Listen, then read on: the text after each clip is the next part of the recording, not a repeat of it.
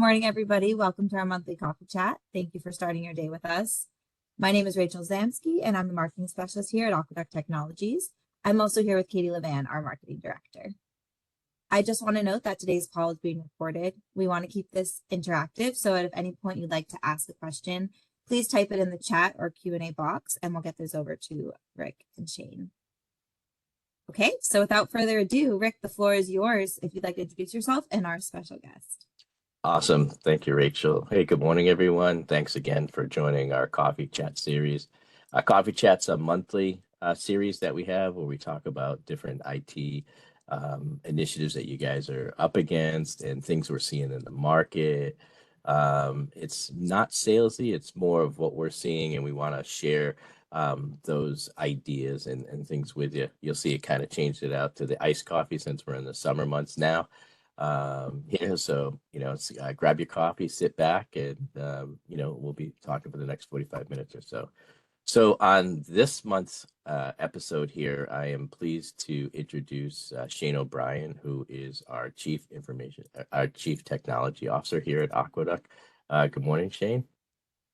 Good morning, Rick.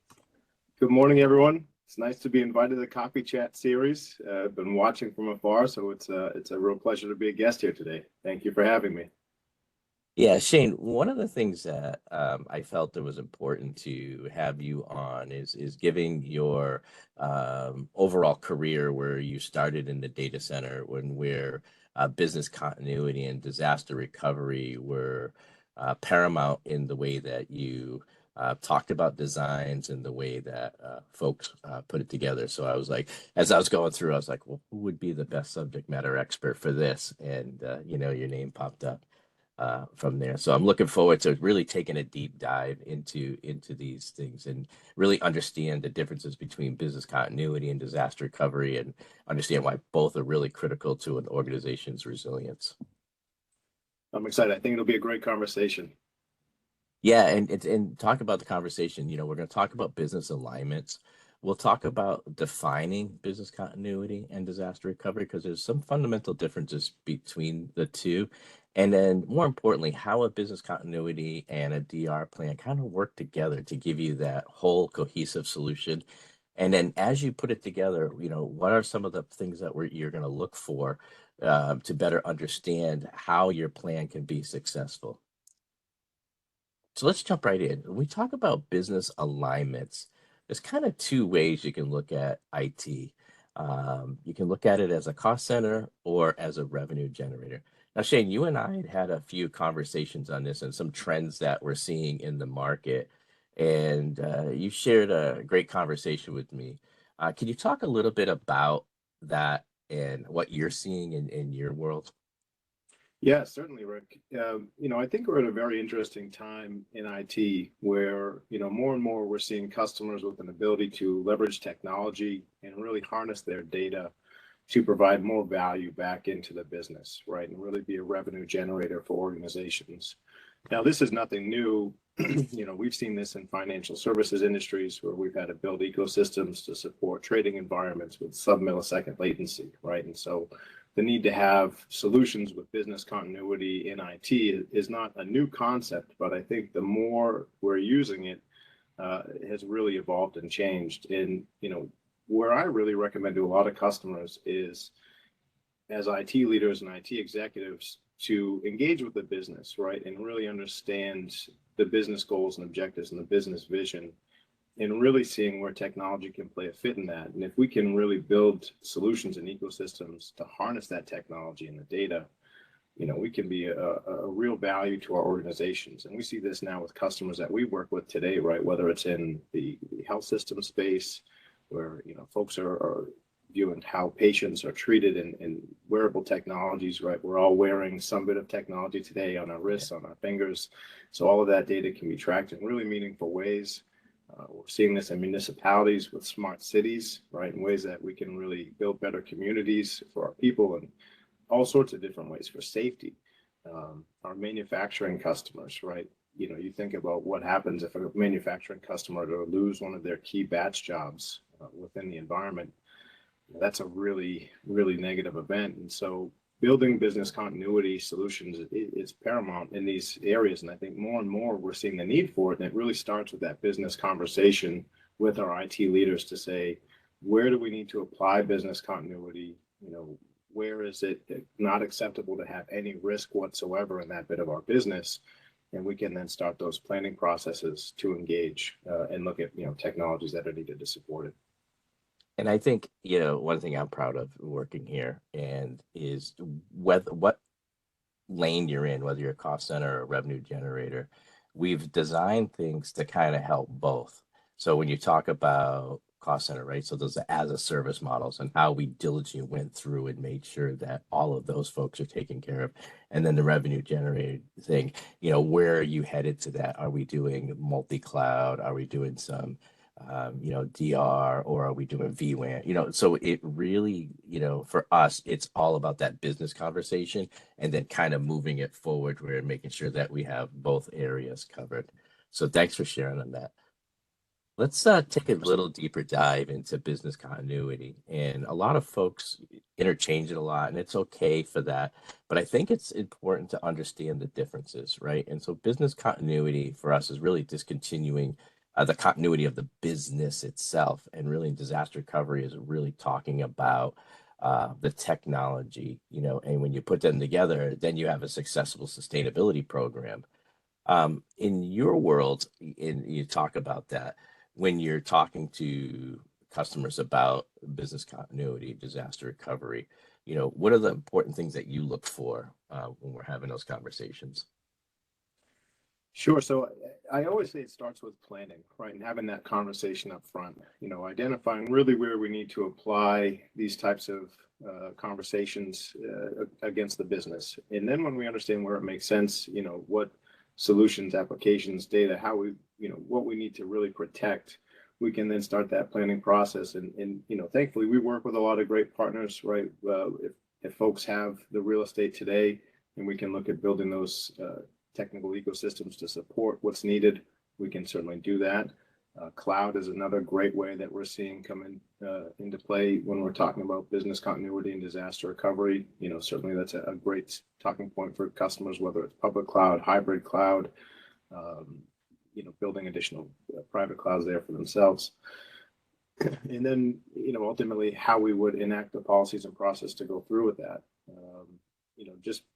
There are a lot of things that come into play where we as technologists have to understand, what risk are we acceptable with here versus where do we want to go to a contingency plan or do something else. And so, really it comes back to that bit of planning, knowing who's really going to be responsible in those scenarios, what that process is going to be when folks are going to roll it out. And then, ultimately, what are our next steps, right? Do we continue to operate? Is there a scenario where we're coming back to that environment after something has been cleared? Again, planning is really what ties all that together. So, I can't say it enough. Planning in these situations, having those conversations up front, knowing what we're solving for, and then how we're going to solve it is really critical. And so I'd say that, that's the first step we always try to engage with customers. Yeah, and we've had those conversations a lot with customers where they're technology focused first and kind of bringing them back to having a plan. I always kind of use, the firefighter analogy with that in the sense of all firefighters pre-plan, right? And as you're going through, you're not going to specifically just go in and jump in it. You're going to know where you're going. You're going to kind of understand everything that's there so that when that event happens, it's a matter of just taking steps rather than, pulling up on scene and just going, oh my God, what am I faced with, right? So the pre-planning thing. And I think what pre-planning does a really good job of too is keeping that stress level down, when an event happens, because then you can categorize your events.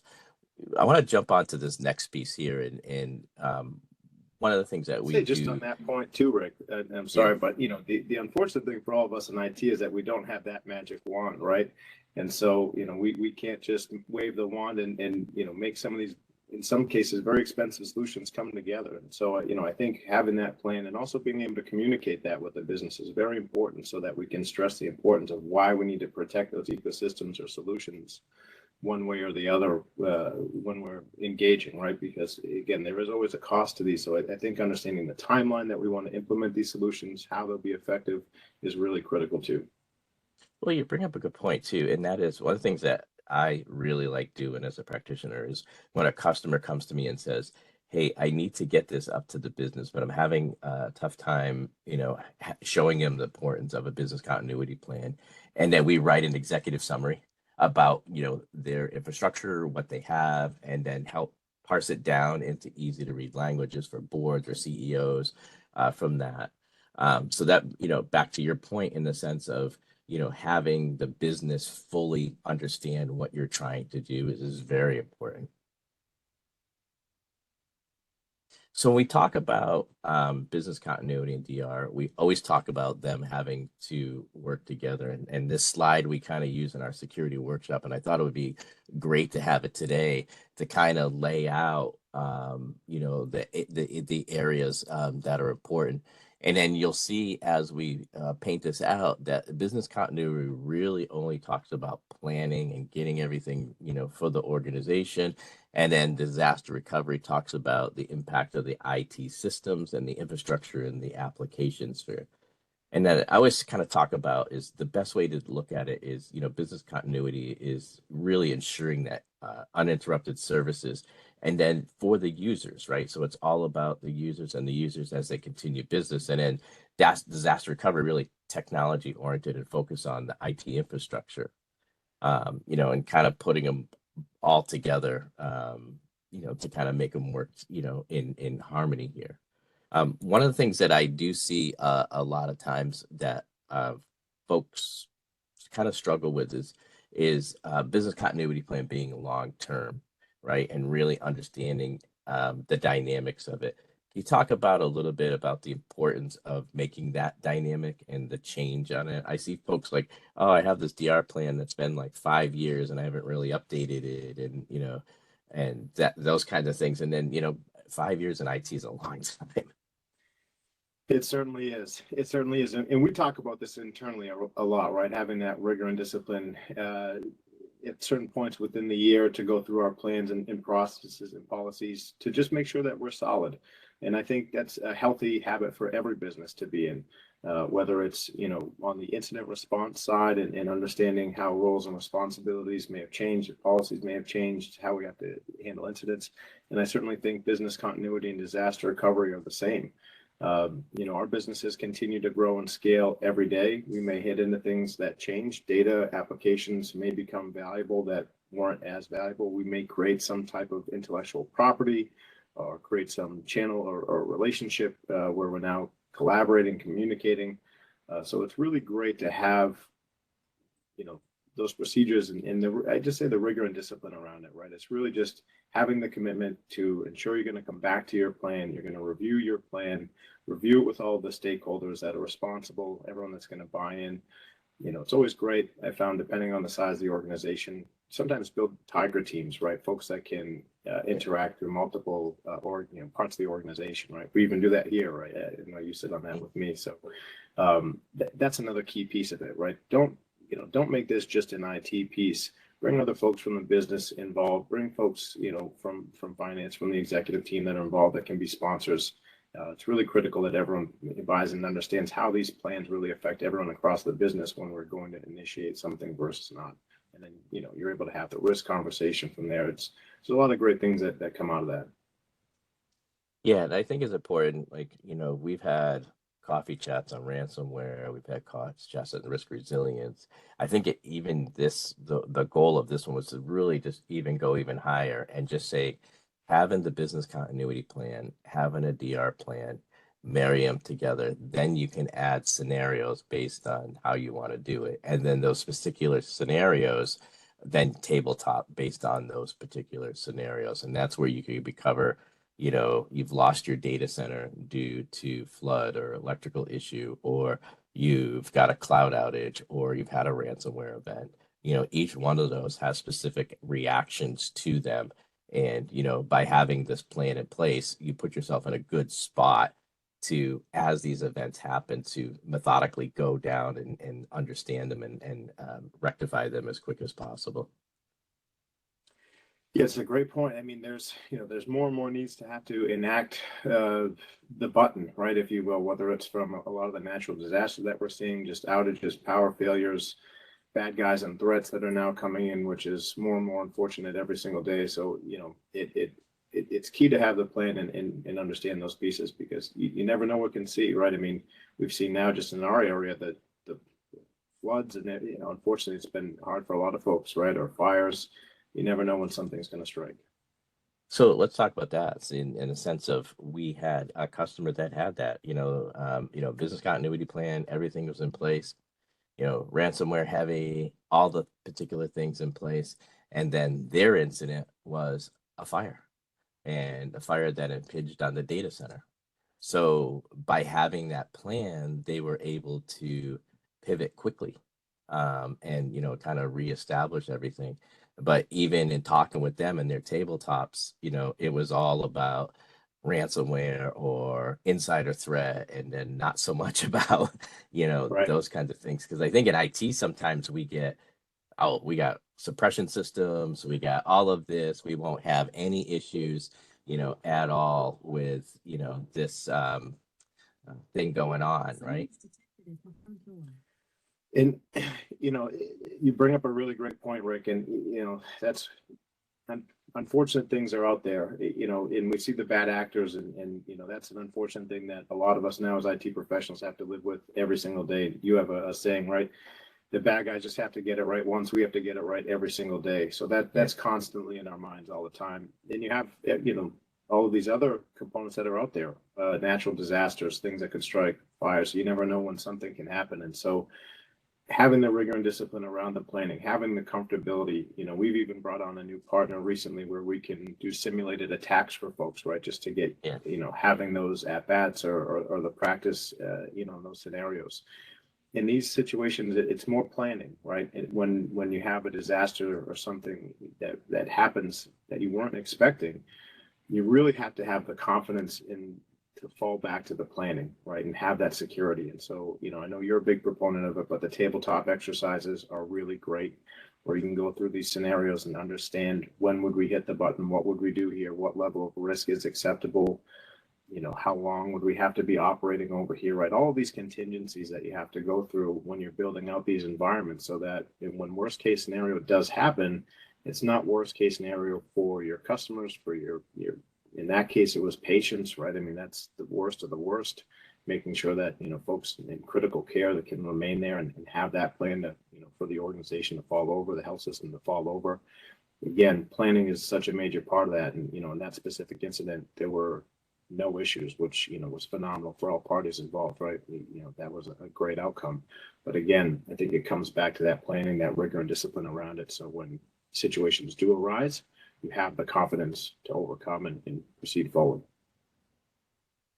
Yeah, and I think that comes back to the importance of a business impact analysis, right? To identify those.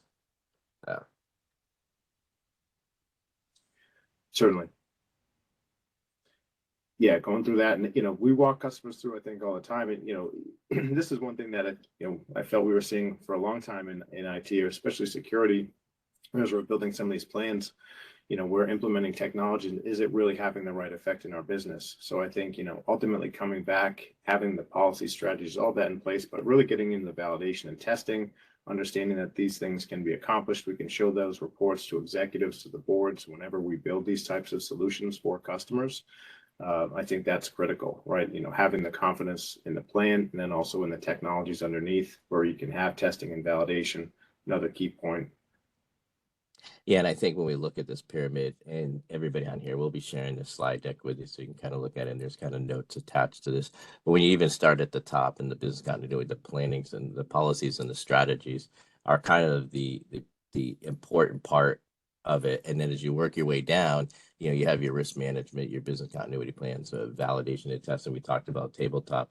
One thing about tabletops that I always stress to customers is knowing when to declare an emergency, right? So we've had issues where they get declared too early, and we've had issues where they get declared too late. So doing the repeated tabletops, once or twice a year, kind of get in that situation where you understand when is the right time to declare emergency, right? Because if you declare one too soon, you get everybody, all and say, and it's, it's just a regular event.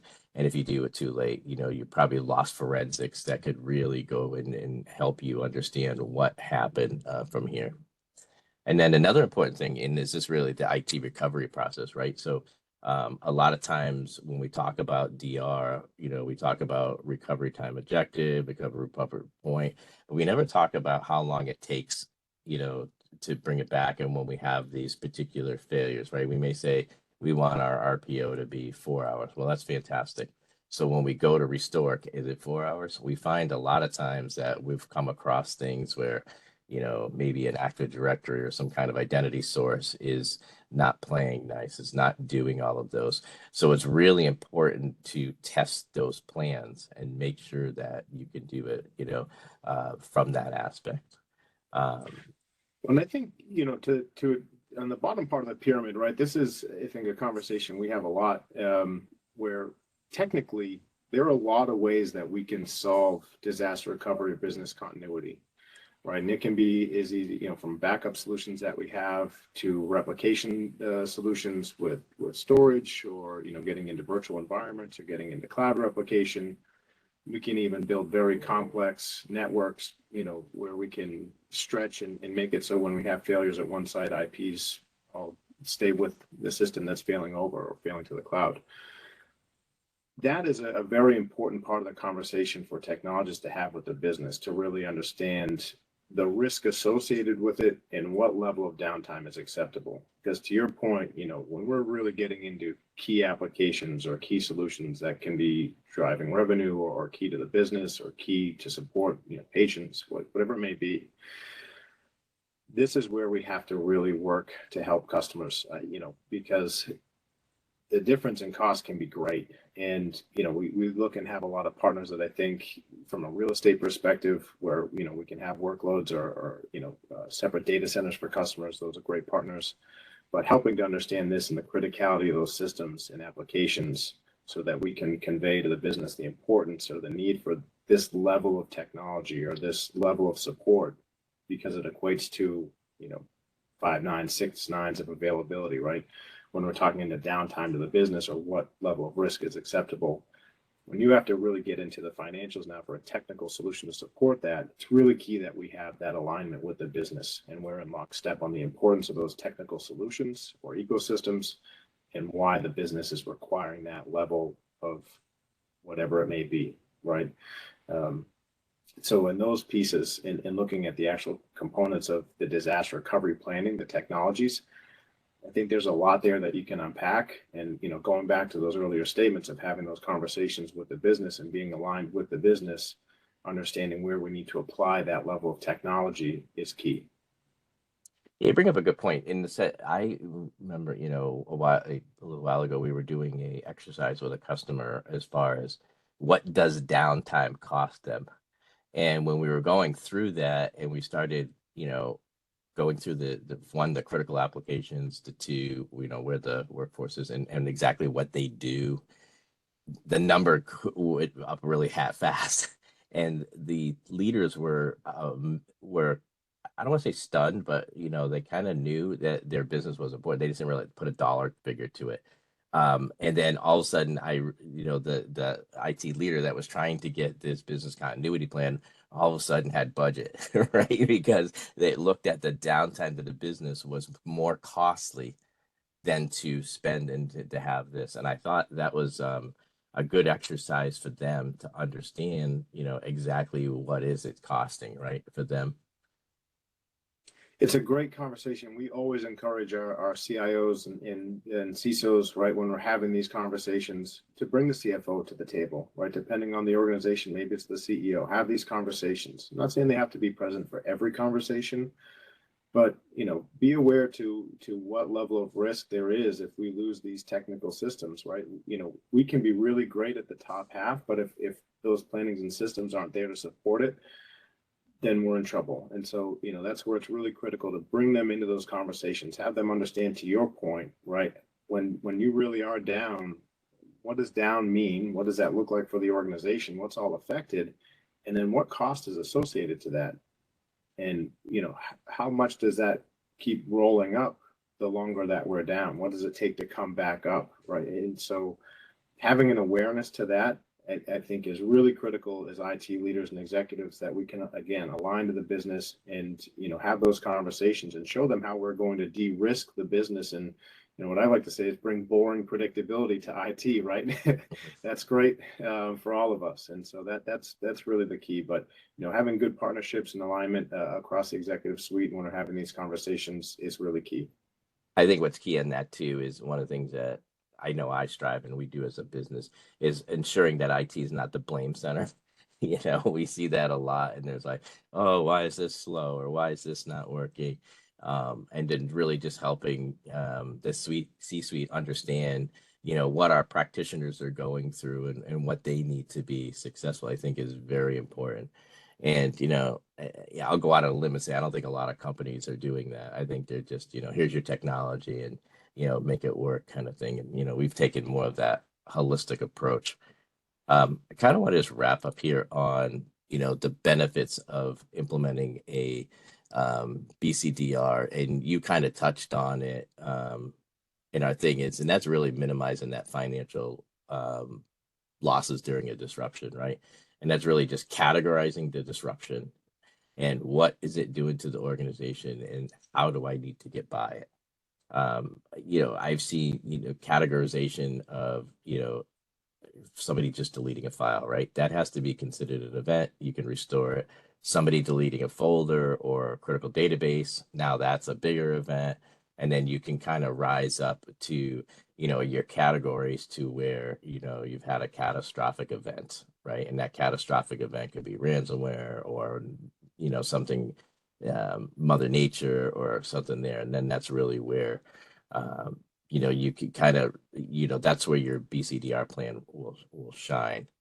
Can you talk a little bit about for the importance of I don't want to say testing, but more of taking that dollar figure into a BCDR plan from the business and ensuring that the business itself understands what those losses are, right? Yeah, certainly. As you have it noted here, right, I would say that really comes in the impact analysis. So when we're going through these minimizing financial losses during disruption, I think that's key. I think back to a point where I was younger in my career, in the office I was working in, lost power, right? Everyone went home for the day and that was it. That what does that loss mean to an organization right now?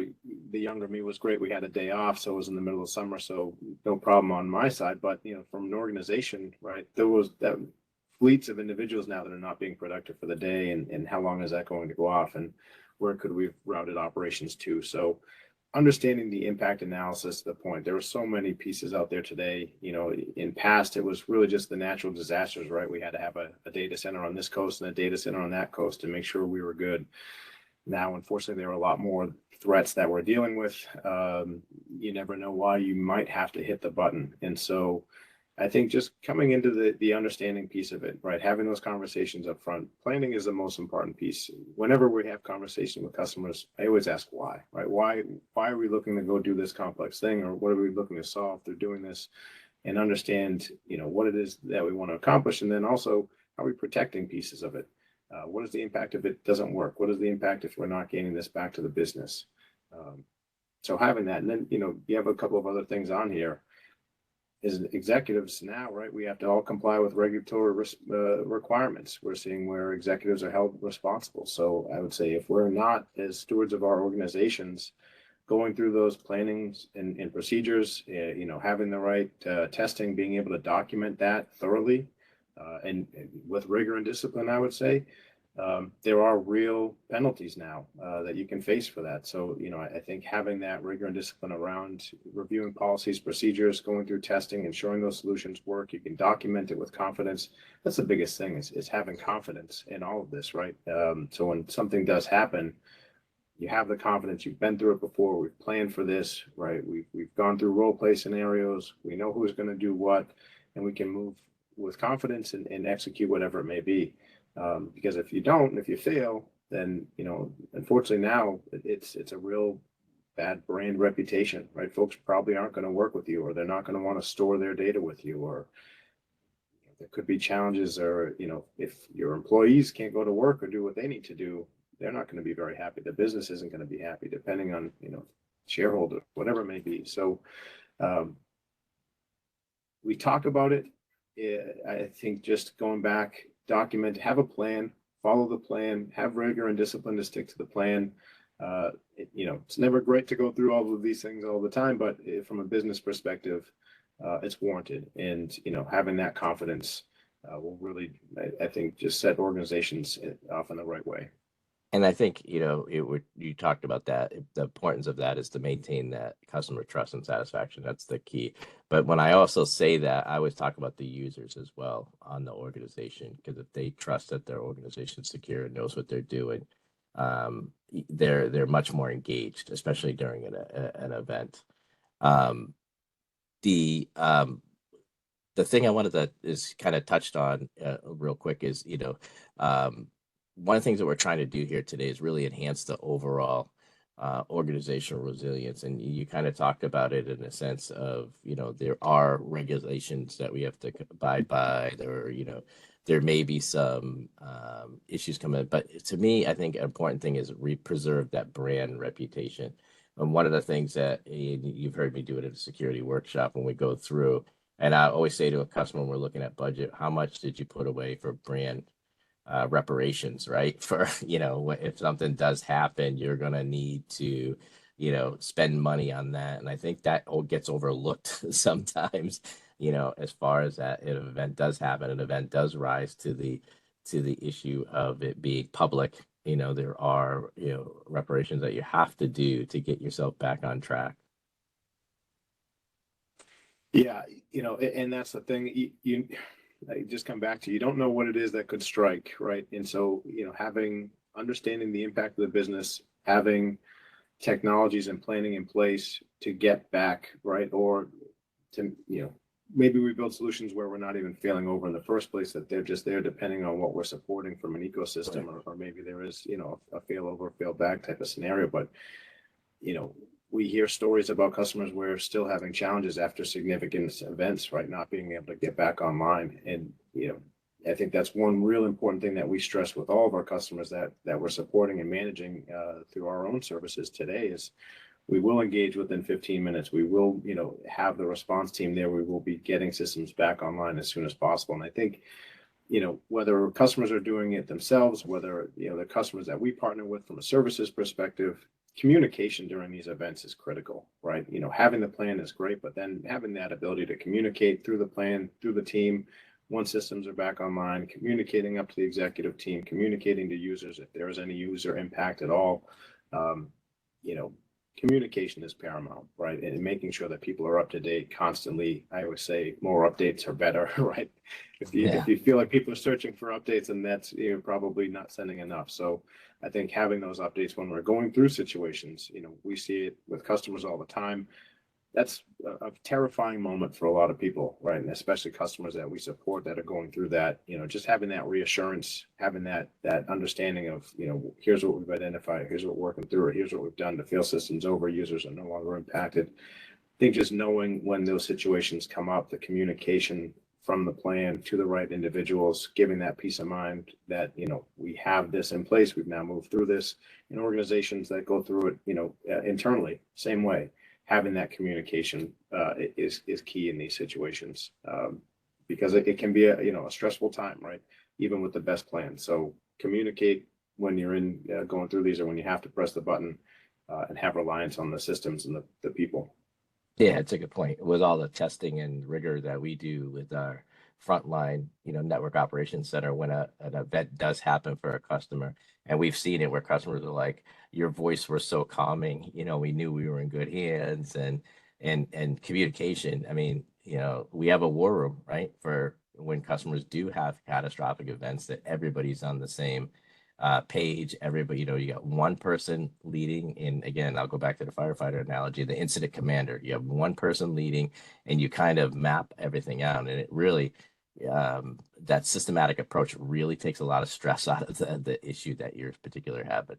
I'm going to switch over. We got a couple of questions in, and I wanted to spend a few because I got one that is really interesting, and I know this one's near and dear to you. But the question is, business continuity and disaster recovery requires a lot of information from the business, IT, and from systems themselves. Are you seeing AI help expedite the data gathering and the data analysis to create an updated plan? So you have clearer RTOs and RPOs and possibly more accurate data and systems mapping. And I know you and I have had many discussions on AI. Certainly. I love AI. I think AI is a really good thing in a lot of ways, right? Where we can, there's a lot of technology whenever we're talking BCDR, right? So leveraging automation to do a lot of the things and the checks and the confirmations that everything is flowing, especially from a testing perspective, is phenomenal. What we can do in solutions now with automation and orchestration, I think is just phenomenal. How we can, fail systems over with, minimal intervention from humans, I think is great, right? Where we can have that now hard coded in, we can let the technology just put it in there. We have monitoring systems and solutions that are against our applications, our infrastructure, our users. We can build really intelligent systems through automation and orchestration. And so I think within IT, it's a real force multiplier for us, especially in the security space.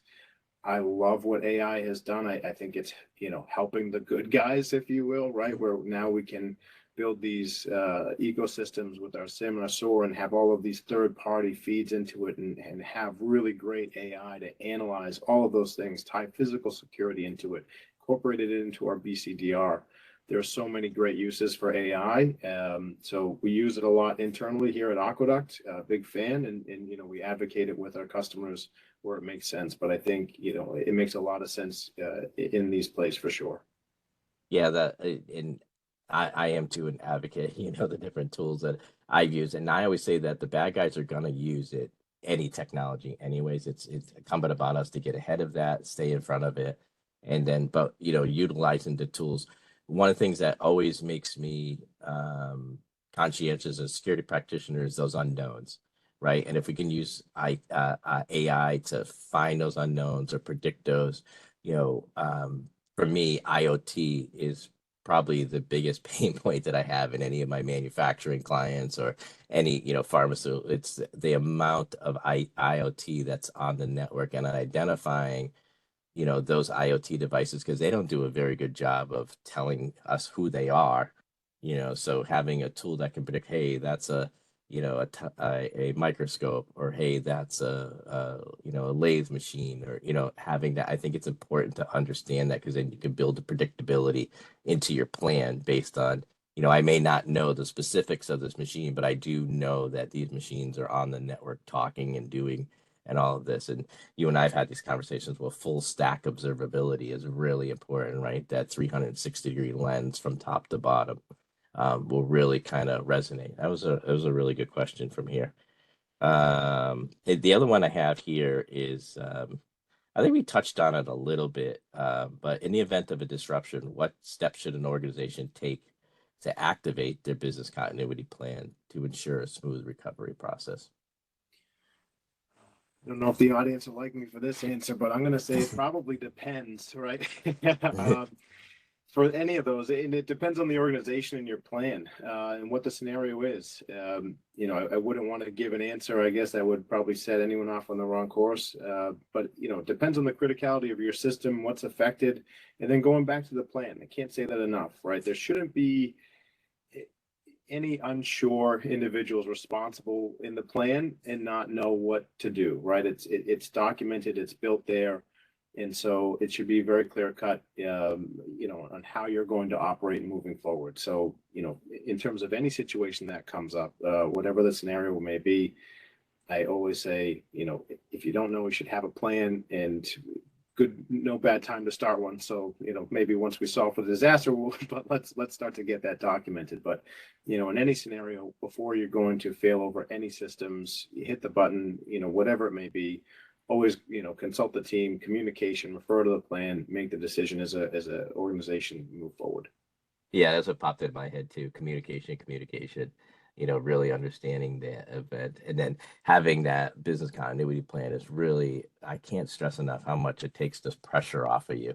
And you have this event, like I said earlier, if somebody deleted a critical database, okay, I got a backup here, I'm going to restore, but then I need to let the business know that based on, what we have, we may be back an hour and have to re-enter those. Re-entering an hour is much better than having to do days and weeks being offline and those kinds of things. So, really that's important. And then one other one I have is, let's see, it was, how can organizations ensure employee awareness, engagement, and building the business continuity process?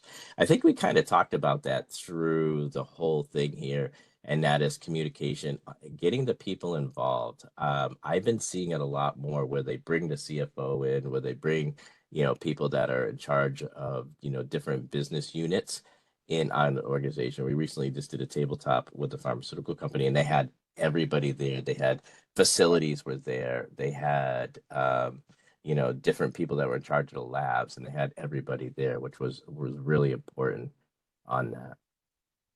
Yeah, just a selfish plug, right? I'd say that's really an area that we should be helping customers too, as trusted advisors, right? Technology is evolving and changing constantly. And so I think it's on all of us as technologists, right, to be informing others of things that are happening out there, updates to the way things might work, or new capabilities or technologies that can help in these areas, because technology is evolving every day. Awesome. Shane, this was a great conversation we had today on, business continuity and disaster recovery. And, if anybody has any questions, reach out to Shane or I on LinkedIn or through, any means or email on here. As we wrap up here, let me just give you some next steps. This session is being recorded from here. If you want to take a self-evaluation on, your maturity program, we will send out a link in here. It's got 20 questions, takes about 10 minutes or so. You'll get a downloaded report. You can look at yourself and see where you are in your plan, and then, make adjustments, accordingly. As a follow-up to that, we do security workshops. We can either come to your place, you can come to our place. They're very involved, and we look through different things that we talked about today. And then finally, I know this is, near and dear to Shane's heart, but reserve your spot, right? Shane, we have our signature event here, the Aqueduct Cybersecurity Summit, that's coming up on October 5th, 2023. It's going to be at our new headquarters in Canton, Mass. We're expecting a lot of people there. Shay, you want to add anything on our event? I would just say very excited about this event starting off Cybersecurity Month in October. Yeah. We have amazing sessions, about 12 different sessions that we'll have. We'll have, industry experts from all facets of the security space. We'll have some folks from cyber insurance there that folks can schedule one-on-one time with. Should have a great CISO panel to close things out. But really excited to host as many folks as we can. I think it'll be really great, informative sessions, looking to bring as much value to folks in this space, right? So these are more technical based sessions so that folks can really see and understand different technologies, understand policy creation, from an internal perspective, building those programs, looking at cyber insurance, looking at some of the cyber simulation stuff that we have. So really just want to try to make this event as valuable for customers as possible, with little to no marketing or sales, where folks can really come and just see what's there. So excited to host everyone on the 5th. Looking forward to it. And Rick, team, thanks so much for having me here today. It was a real pleasure. Yeah, you bet. It was awesome. Rachel, I will turn it over back to you. Thank you, Rick. Yeah, the summit is going to be great. We are also very excited about it. We'll include the registration link to our cybersecurity summit in the follow-up email so you can reserve your spot. We'll also include today's recording, a link to the cyber risk self-evaluation, and more information about our security workshops. So you'll get all of that. And thank you so much to Rick and Shane for sharing your expertise with us today. If you think of any questions after the call, don't hesitate to send them over, and I'll share those with Rick and Shane to get them answered for you. And thank you all for taking the time to join us this morning. I hope you enjoy the rest of your day. Awesome. Thanks. Thanks, everybody.